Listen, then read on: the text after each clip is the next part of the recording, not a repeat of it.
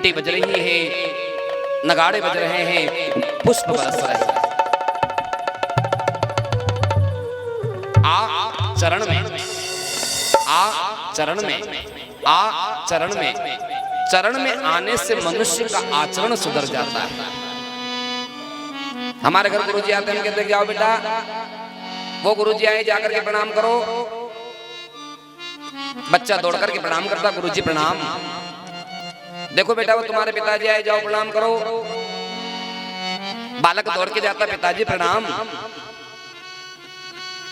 देखो बेटा वो बुआ जी आई, बुआ जी को प्रणाम करो।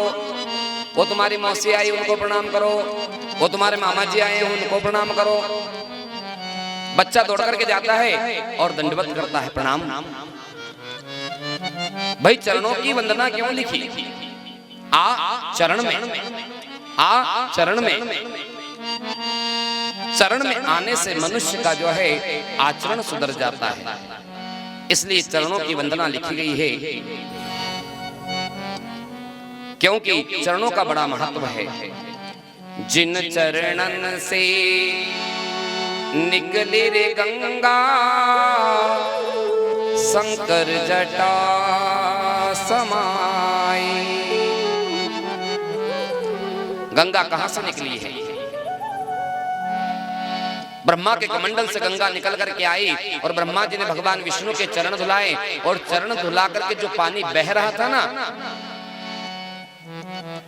उस पानी का नाम है गंगा। और जब भगवान के चरण धुलाए तो पानी बहने लगा, तो चर्चा चली भैया इस जल को कौन धारण करेगा? 33 करोड़ देवताओं का जल बह रहा है रे। परंतु किसी को ज्ञात नहीं था। उनने मन में विचार करा कि गंदा पानी बह करके जा रहा है, इसको कौन स्पर्श करेगा, कौन पान करेगा? 88,000 संतों से कहा, उन संतों ने भी जो है उस गंगा के जल को स्पर्श नहीं किया, ना प्रणाम किया, और बहकर के आगे बढ़ने लगा। जिन चरणन से निकली रे गंगा, शंकर जटा समाई। इसका मान कौन जानता था? भगवान भोलेनाथ और देवादिदेव महादेव जो है ना, आज इस महत्व को जानते थे। इसलिए भगवान शिव ने देखा, भगीरथ ने तप किया, भगवान शिव ने कहा कौन गंगा आ रही है? भगवान विष्णु के चरण धुल करके जल आ रहा है, मैं इसे धारण करूंगा। भगवान शिव ने विशाल रूप बनाया, अपने बालों को चौड़ा किया और गंगा से कहा गंगा आओ, मैं तुम्हें धारण करना चाहता हूं। गंगा प्रकट हुई। भगवान शिव ने अपनी जटाओं में गंगा को बांध लिया। भगीरथ कहने लगे बाबा थोड़ी सी गंगा दो। देवादिदेव महादेव ने थोड़ी सी जटा को ढीला करा, एक गंगा की धार नीचे गिरी और हिमालय से बहती हुई कपिल मुनि के आश्रम में गई। 60,000 पुत्रों को तार दिया। एक काय का महत्व है, चरणों का महत्व है कि निर्मल नीर गंगा का हो, निर्मल नीर गंगा का। और जब चरणों से गंगा निकली तो गंगा ने कितने लोगों को तारा। सतयुग बीत गया, त्रेता युग बीत गया, द्वापर बीत गया, कलिकाल भी चल रहा है, कितने मनवंतर आए हैं। इसलिए चरणों का महत्व कहा है। आ चरण में, आ चरण में, चरण में आने से मनुष्य का आचरण सुधर जाता है। भाई गुरुजी का बहुत बड़ा शरीर है, भाई गुरुजी के मस्तक की वंदना लिख देते, नहीं लिखी। हृदय की वंदना लिख देते, नहीं लिखी। हाथों की वंदना लिख देते, नहीं लिखी। घुटनों की वंदना, पृष्ठभाग की वंदना, नहीं। काय की वंदना? चरणों की। आ चरण में, आ चरण में, आ चरण में, चरण में आने से मनुष्य का आचरण सुधर जाता है। इसलिए चरणों का महत्व कहा गया है। और चरणों में भी जो गुरुजी के चरण का अंगूठा है ना, तुलसीदास जी महाराज ने लिखा है नखमणि ज्योति। उस अंगूठे को बंधन करने से महाफल की प्राप्ति होती है। और उससे भी ज्यादा जहां पर गुरुजी पांव रख देते हैं ना और उठा करके चल देते हैं, मां की धूल उठा करके माथे से लगा लो, जीवन धन्य हो जाता है। इसलिए चरणों का महत्व लिखा है। आ चरण में, आ चरण में, आ चरण में, चरण में आने से आचरण सुधर जाता है। इसलिए तो हम लोग प्रणाम करते हैं। मनुष्य जितना भी भजन करता है, जितना भी तप करता है ना, उसका जितना भी वो एनर्जी देती है ना, वो चरणों में रहती है। गुरु जी ने भागवत कथा करी, गुरु जी भागवत पंच से नीचे उतरे, 4 घंटे तक उन्होंने भजन किया और आपने उनके चरणों को स्पर्श कर लिया, तो भागवत का जितना भी फल है ना, वो तुम्हें मिल जाता है। कोई यज्ञ में बैठा, यज्ञ में बैठ करके खड़ा हुआ, आपने जाकर के प्रणाम कर लिया, तो उसकी तपस्या का फल तुमको मिलता है। इसलिए तो चरणों की वंदना लिखिए, जिन चरणन के चरण पादुका भरत रहे लपटाए। भगवान राम 14 वर्ष वनवास गए, भरत जी को पता लगा, मनाने के लिए गए, दादा लौट करके चलो, संसार सागर है। क्योंकि किसके घर में झगड़ा नहीं होता है, हर घर में सासू बहू का झगड़ा होता है, हर घर में पुत्र बेटे का झगड़ा होता है, हर घर में देरानी जेठानी का झगड़ा होता है, हर घर में माताओं का झगड़ा होता है।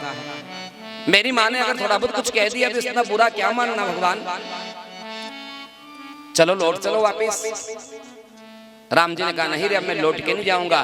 भरत ने पांव पकड़ लिए, अनेक प्रकार की कथाओं का वर्णन, हरि अनंत, हरि कथा अनंता, परंतु भगवान राम नहीं लौटे। तो भरत जी ने जो पांव पकड़े थे ना, तो राम जी पीछे हटे और चरण में जो चरण पादुका थी, जो राम जी ने वो जूते पहन रखे थे ना, वो जूते भरत जी के हाथ में आ गए। राम जी चले गए, भरत जी देखते रह गए। उन चरणों की चरण पादुका से 14 वर्ष तक भरत जी ने जो है अयोध्या का राज चलाया। ये काय का महत्व चल रहा है, चरणों का। इसलिए तो लोग कहते हैं कि बेटा रोज अपनी सासू का पगे लागना, ससुरा का पगे लागना, भी गुरुजी आवे नहीं तो गुरुजी का भी पगे लागना। परंतु बहू को पता ही नहीं है कि चरणों का महत्व क्या है। बेटे से कहा बेटा तू भी काका जी का पगे लागया कर दे, जी का पगे लागया कर, भी भुआ आया उनका पगे लागे नहीं तो छोरो कैडो भट। बड़ी लज्जा आती है, परंतु जब तक नहीं झुकोगे तब तक फल नहीं मिलेगा। जिस वृक्ष में फल अधिक होते हैं ना, वो फल नीचे को झुकता है।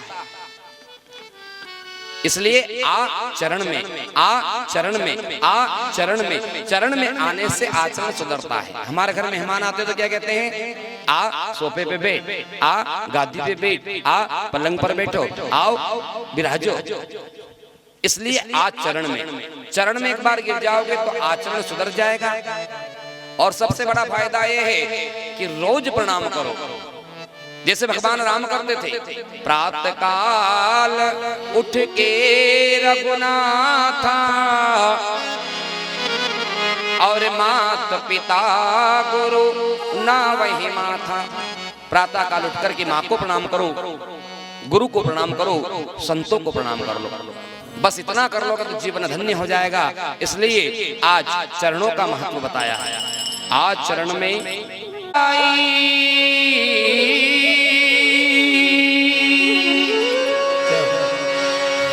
कि राम चरण सुखदाई,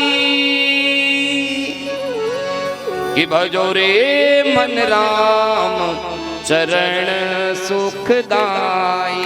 भजो रे मन राम चरण सुखदाई। ओ राम चरण सुखदाई, ओ राम चरण सुखदाई, राम चरण सुखदाई। भजो रे मन राम चरण सुखदाई, भजो रे मन राम चरण सुखदाई, भजो रे मन राम चरण सुखदाई।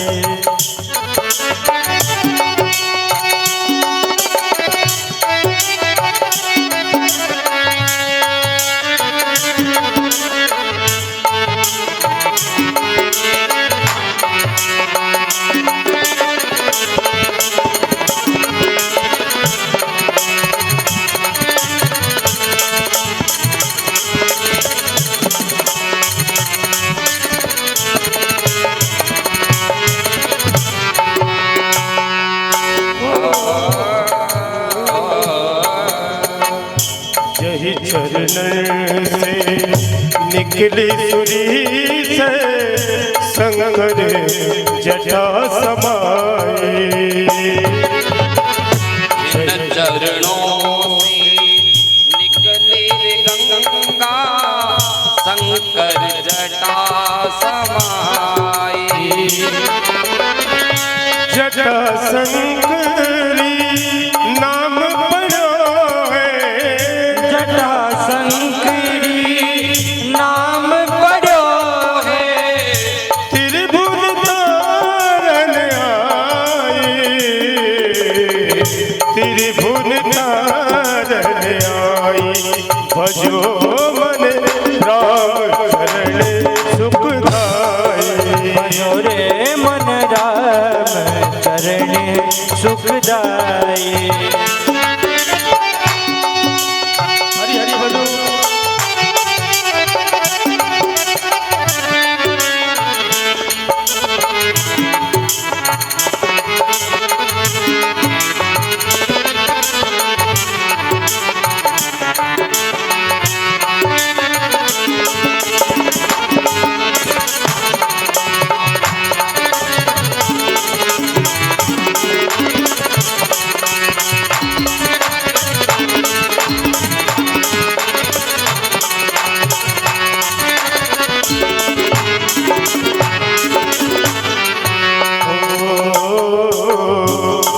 चरणन की शरण पदुका भरत गयो लवलाई। इन चरणन की चरण पादुका भरत रहे लपटाई।